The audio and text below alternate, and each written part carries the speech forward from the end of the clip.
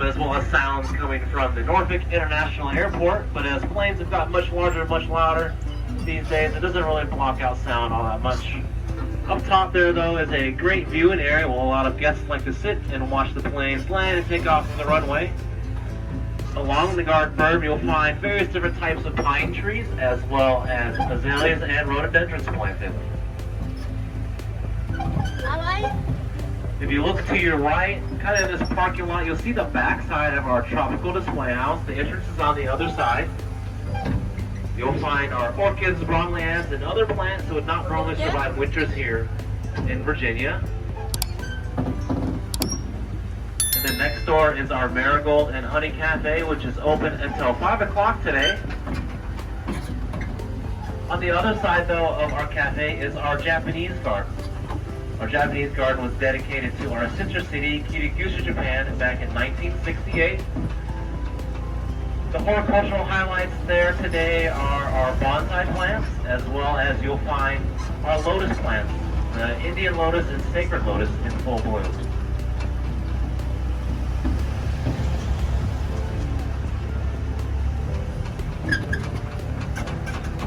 To your right, you'll see our administrative building. On your left, there's a pathway. It's about 3/4 of a mile long. It will lead you into one of the older sections here in the garden, the Mirror Lake area. There's not much going on in there. It's just a nice nature walk. We do have a large portion of our azalea plants found in there, as well as rhododendrons. There are roughly nearly 12,000 azalea plants found in our garden today. The garden was initially called the Azalea Garden of Norfolk, before it changed to the Norfolk Botanical Garden.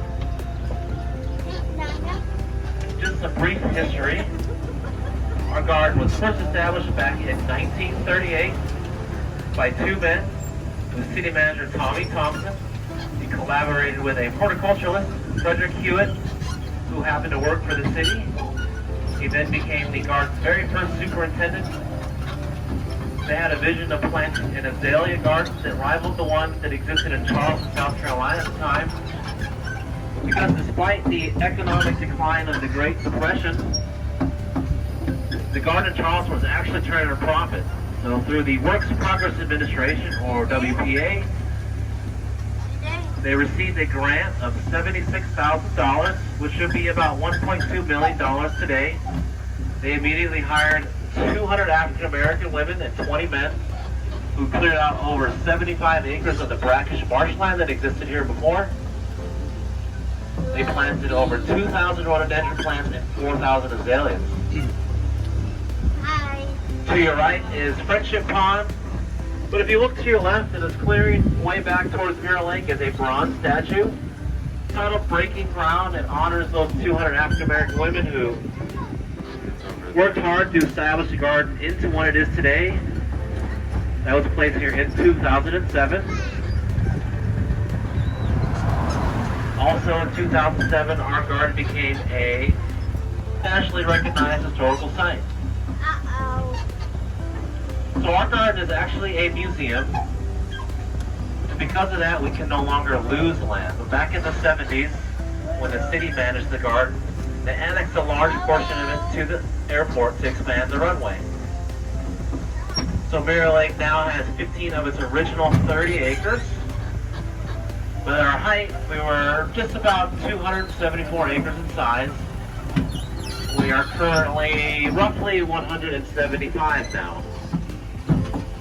So while Mirror Lake is the closest section of our garden to the airport, it actually shares a gate that is open every day. It is still one of the more quiet and secluded areas. If you wanted to further explore Mirror Lake, you can take the path directly behind us.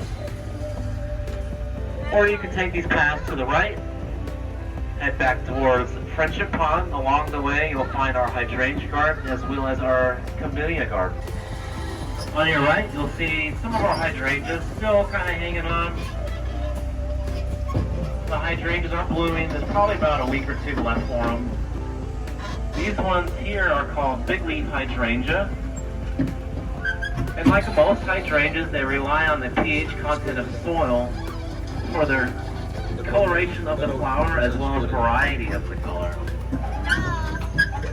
So the more acidity is in the soil, the more vibrant the colors will be, as well as variation. You can have on one plant purple, blue, white, or yellow flowers. Then on your right, you will get a quick view of our camellia collection. We have 3 different species. We have the Japonica, or Japanese camellia. We have the Senenqua camellia, which is a very fast-growing one. It can grow up to 14 feet in height. Then we have probably the more commonly known one, the Senensi, or the tea leaf tree. The interesting thing about our camellia collection is it is one of 7 within the United States recognized by the International Camellia Society.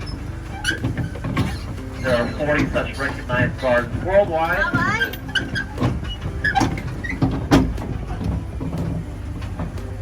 This next section is the rhododendron garden. If you look to your right, you'll see sort of a twisty trunk tree that is an Asian dogwood tree, also known as Acusa dogwood. We also have the Virginia straight tree in this area, the flowering dogwood. And of course we have rhododendrons, which you'll see on your left and right. They have the very dark green, long, narrow, elongated leaf. And some of these rhododendrons were actually planted back in 1939. On your left, you'll see some water. That is Lake Whitehurst.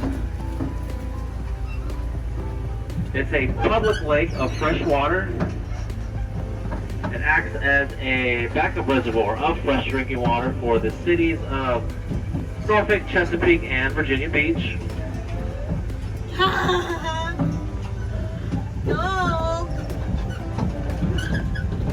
Normally we do boat tours, but for this weekend it's too hot. They've been postponed until further notice. But we do boat tours where we go through our canal system out into Lake Whitehurst.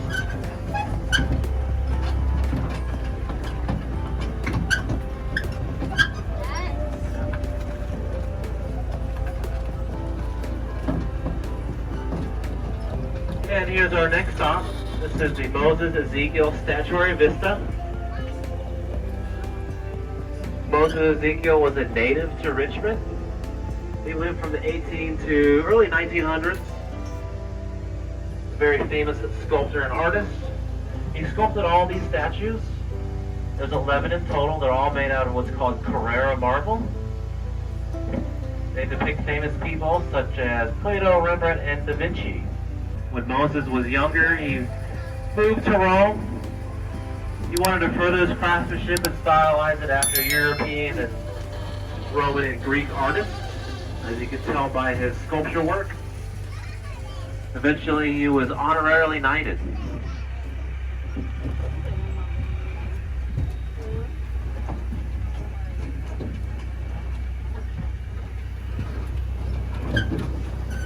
This next area is called the Glade.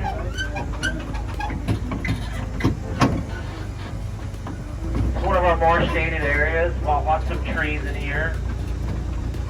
To your right, you'll find the tallest tree here in the garden, a tulip poplar. On your left is what we call azalea point. We have 2 different hybrids there. We have the Satsuki and the Kurume hybrid.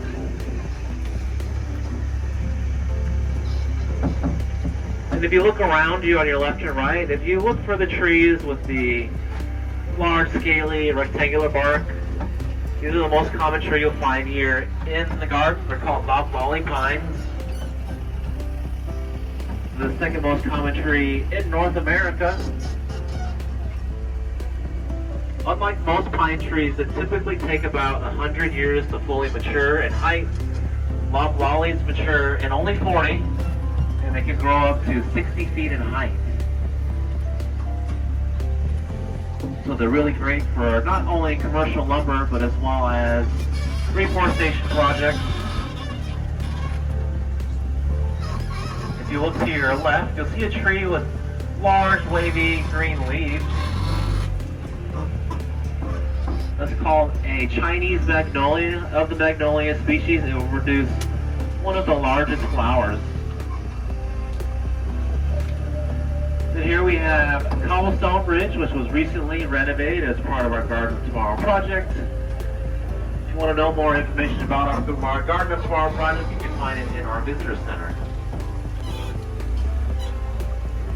To the left of us, this very large tree with that branch reaching out to you is a white oak tree. If you look closely, there is a plant on there that looks dead. It's actually not. It's called a resurrection fern. It's what we call a drought-tolerant plant that requires very little to no water to survive. And for that, it can actually be found on the International Space Station. What's special about that white oak tree, though, it is thought to be one of the oldest trees here in the garden, at over 120 years old. Here on your right, these small shrubs are called George Lindley Tabor azaleas. They're actually about 7 feet in height. 8 months ago, we aggressively cut them back on purpose, not because they were diseased or anything. We do that so that as the plant regrows, it comes back much fuller, offering a much more impressive bloom.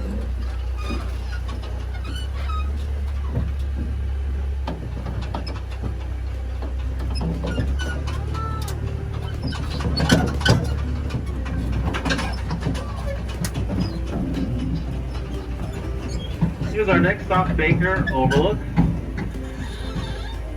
To your right, you get a great view of our canal system, or half of it.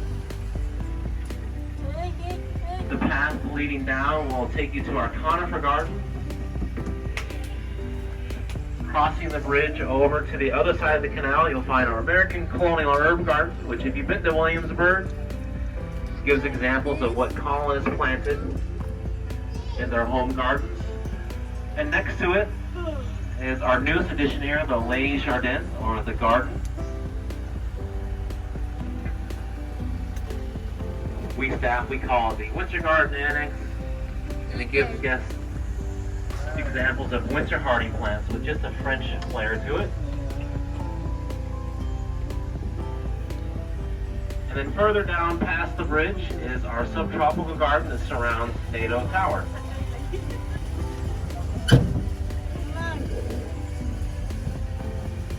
So Baker Overlook is named after Isaac and Sarah Baker. You can find their name throughout the garden. Isaac and Sarah were very prominent figures here in the Tidewater community a long time ago. They spent a lot of time here in the garden as part of garden societies. Isaac, where those benches are, actually proposed to Sarah here in the very spot, so it's become a very popular proposal site.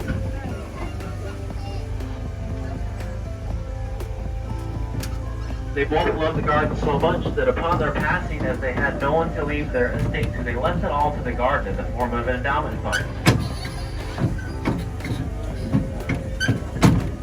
The hill here you see on your right that forms Baker Overlook is from sediment that was dredged out from the canal back in 1958. That tree up there on top is a water oak tree that was planted as a sapling back in 1959.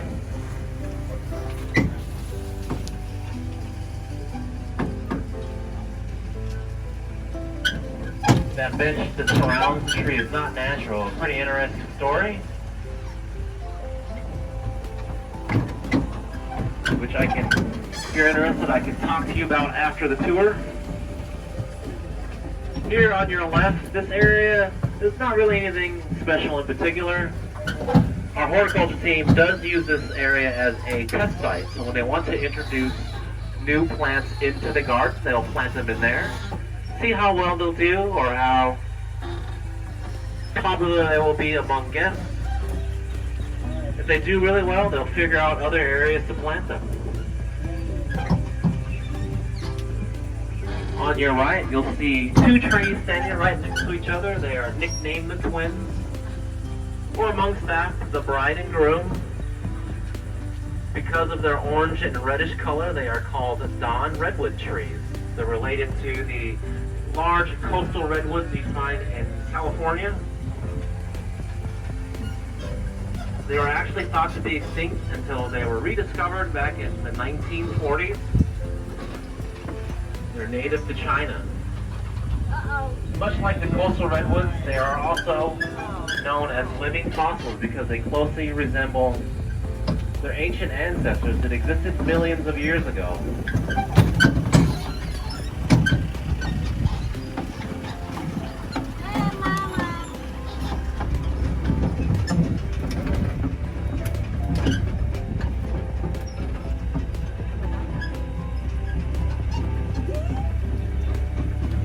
And we're coming up to our next stop, the Children's Garden stop. To get to the world of wonder, take the path to your right, where we have 6 passport gardens that depict several different environments, ranging from woodland to Mediterranean to desert. It's a great way for us to educate not just kids, but adults as well, on the various different types of plants that exist throughout the world. You'll also find our splash pad that is now on from 9:30 to 6:30 every day throughout the summer.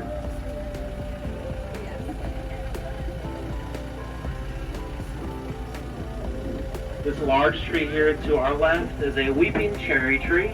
We have a lot of fruit trees here in the garden, but they're all ornamental, so they don't produce any fruit.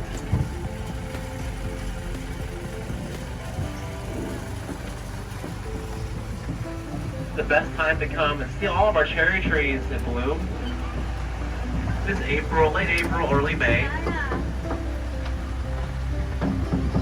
Next to it, this tree right here is called a Chinese fringe tree. It's been designated as a Virginia State Champion tree.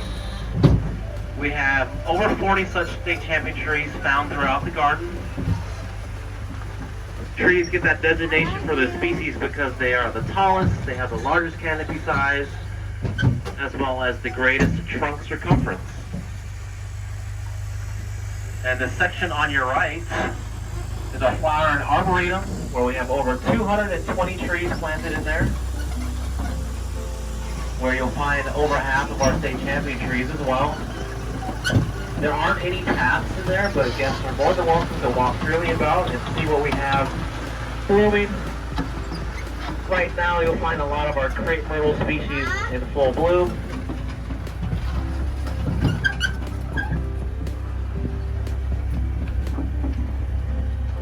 It's planted also with all kinds of wild grasses and flowers. And that way, no matter the time of the year, you'll always see something in bloom around here.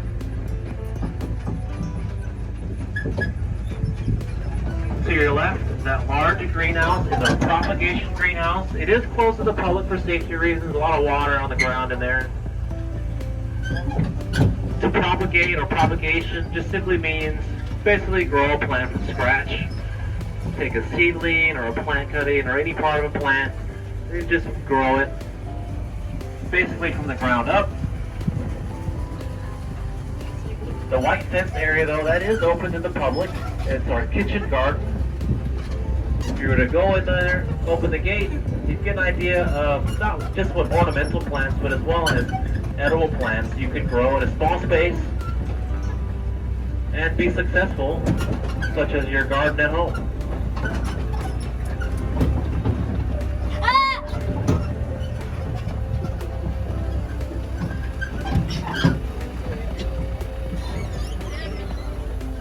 Here is our enchanted forest stop. This is the farthest point from the visitor center, so it's about a 20-minute walk back. All these plants you see in bloom are various species of crepe myrtle.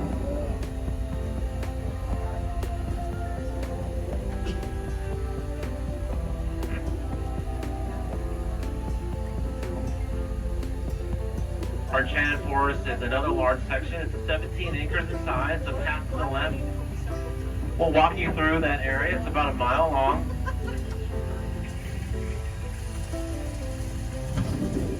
As far as plants, there's not really anything blooming. It's planted mostly with azaleas and rhododendrons, and their bloom time was back in April and May. So it's one of our more nature areas. We don't landscape it or manicure it as the rest of the garden, so it provides great habitat for all kinds of wildlife. The largest wild animal you'll find here is a gray fox, just a little bit smaller than a coyote. They're usually active early morning, early evening, and they're also excellent tree climbers. They love feeding on bird eggs. Wow. Nice. We're coming up to our next stop, the Summer Butterfly House, which is now open. It's been closed for a while. Yeah. Walk this way, girls. Recently opened a few weeks ago. Anna. It's filled with host plants and native species of butterfly. There are over 130 different species of butterfly native to Virginia. In our butterfly house, you'll find about 20 of them. Anna. Probably the most popular one you'll see is the monarch, which is one right here to the left of me. But the most common one you'll find is the eastern tiger swallowtail, which also happens to be the Virginia state butterfly.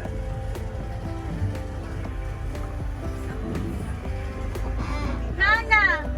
This is a public restroom, the building structure right here to our left. Beyond there, though, is our Bristow Butterfly Garden. Again, it's another reference garden, so you can go over there, see what kind of plants you could grow at home to attract the various different types of butterfly found in Virginia.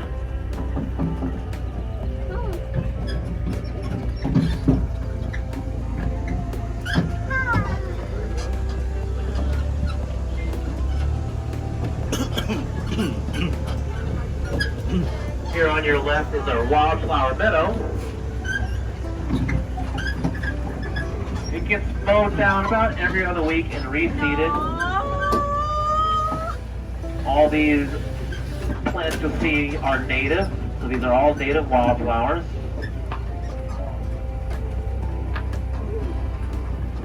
They attract all kinds of pollinators, such as the various different species of bees and butterflies.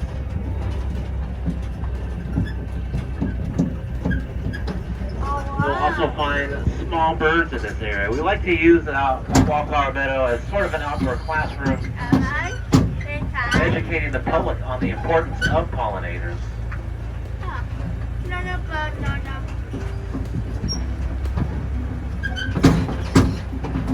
To your right, you'll see our Norfolk mermaid statue, Lily.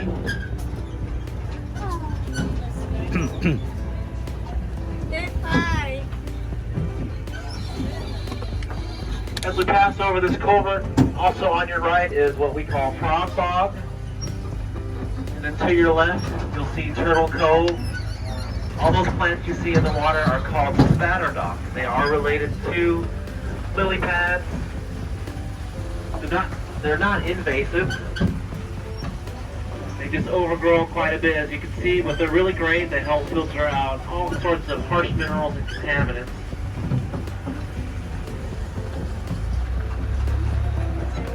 You can find several species of turtle here in the garden. The more common ones you'll see are called sliders. You'll find the red-eared or yellow-bellied variety throughout the garden. To your left is one of my favorite areas. We have the Virginia Native Plant Garden. There are 4 different plant communities or biospheres that depict what Virginia looked like long before settlers arrived to colonize the area. The boardwalk will take you through each plant community, such as the one you'll see here on your left, the Longleaf Pine Nursery, which is part of a conservation project here. That longleaf pine is an endangered tree. It was nearly lost to extinction back in the 1600s and 1700s. The only naturally occurring sand in Virginia is found near Wakefield. It's also known as the tree that built Tidewater because it was logged for building materials as well as ship construction, and the sap was used as water sealant.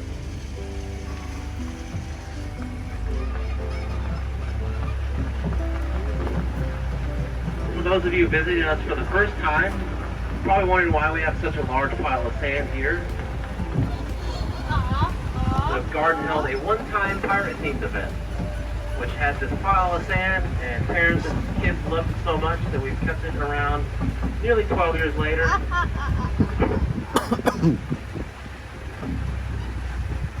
On your left, the other side of our canal, we're surrounded by all these trees here. These are called crepe myrtle trees.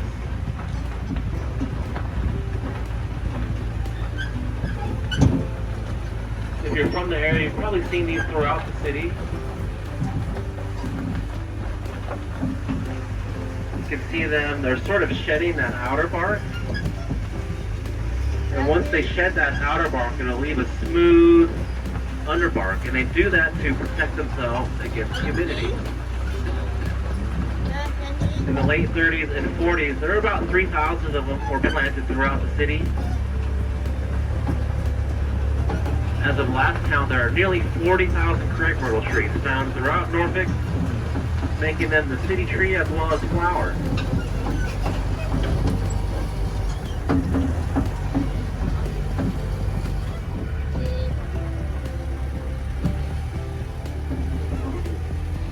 As we come across Rose Garden Bridge, if you look to your right, just beyond the crepe myrtles, just past that very tall pine tree, you'll see a tower, that's NATO Tower. If you look down in the canal, we have a lot of Canada geese.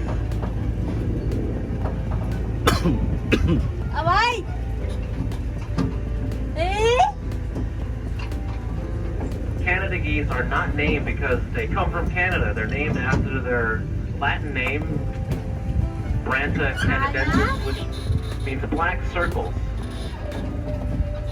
The adults, they have little black circles around their eyes.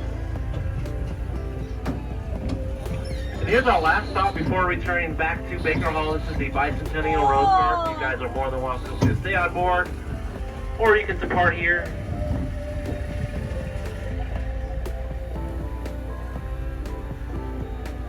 Our rose garden was planted back in 1976 in honor of our country's 200-year anniversary. Hence the name Bicentennial. We have the largest rose garden on the East Coast at 3 acres in size. There are over 2,400 individual rose bushes here, and they span over 300 different cultivars and species. A cultivar refers to a plant that was cultivated or crossbred. And a species of a plant refers to something that grows naturally in the environment. Most roses you'll see today are cultivated, especially in our rose garden. And that's done for various reasons. It could be something as simple as flower color or fragrance, to things more in depth such as care or maintenance, disease resistance, or climate hardiness. Most cultivated roses will have what we call double sets of petals or multiple petals.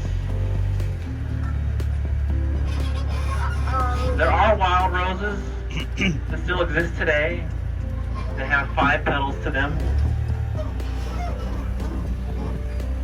Cultivation of roses became very popular about 200 years ago because of European society. It's still a popular thing to do today, even so much so that recently, or not recently, I should say, a popular botanist or horticulturalist named Dave Austin. Yeah. He spent 15 years of his life and nearly $5 million cultivating the popular Juliet rose.